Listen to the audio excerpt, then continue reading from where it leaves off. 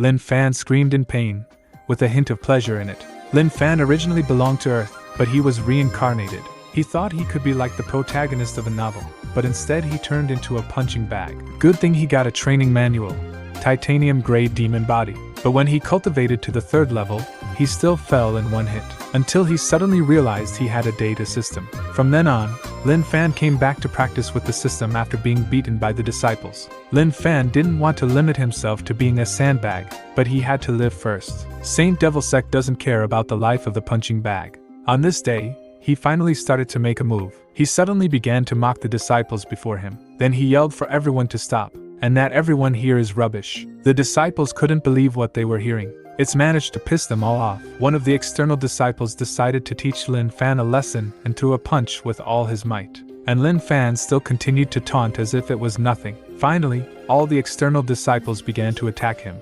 Titanium-grade demon bodies' experience skyrocketed and then upgraded. The other outcasts began to mourn him. Their attack continues. Finally, the system was upgraded. Lin Fan was forced into a coma as a result.